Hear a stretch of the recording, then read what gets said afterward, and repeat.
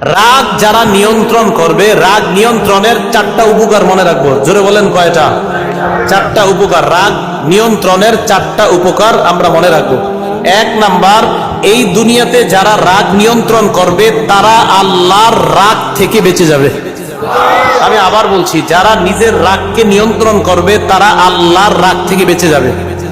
একটা কিতাব আছে নাম তাখরিজুল মুসনাদ। এই কিতাবের 6635 নম্বর হাদিস। এই হাদিসের মধ্যে আসছে নবীজির সাহাবা আব্দুল্লাহ ইবনে আমর রাদিয়াল্লাহু তাআলা আনহু বর্ণনা। তিনি বলেন, নবীজি সাল্লাল্লাহু আলাইহি সাল্লামকে আমি প্রশ্ন করলাম, ইয়া রাসূলুল্লাহ মাযা ইউবাইদুনি মিন গাদাবিল্লাহ, হুজুর আল্লাহর রাগ থেকে কোন জিনিস আমাকে দূরে রাখবে একটু বলেন, আমি আল্লাহর রাগের মধ্যে পড়তে চাই না। আল্লাহ নবী বললেন, লা তাগদাব, তুমি রাগ করো না, তুমি রাগ না করলে আল্লাহর রাগ থেকে বেঁচে যাইবা।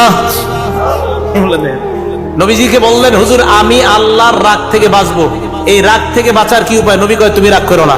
বলেন তো আল্লাহর রাগ থেকে, সবাই বলেন আল্লাহর রাগ থেকে বাঁচার উপায় নিজে রাগ না করা।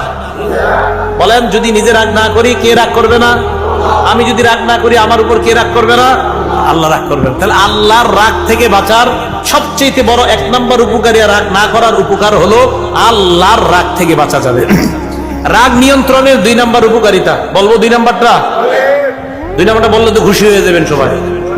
2 নম্বরটা আবু দাউদ শরীফের 4777 নম্বর হাদিস। এই হাদিসের মধ্যে আসছে নবীজি সাল্লাল্লাহু আলাইহি সাল্লাম বলেন, মান কাযামা গায়যা, যে ব্যক্তি রাগ নিয়ন্ত্রণ করেন, একটু দেখেন আমার দিকে তাকান, বসেন।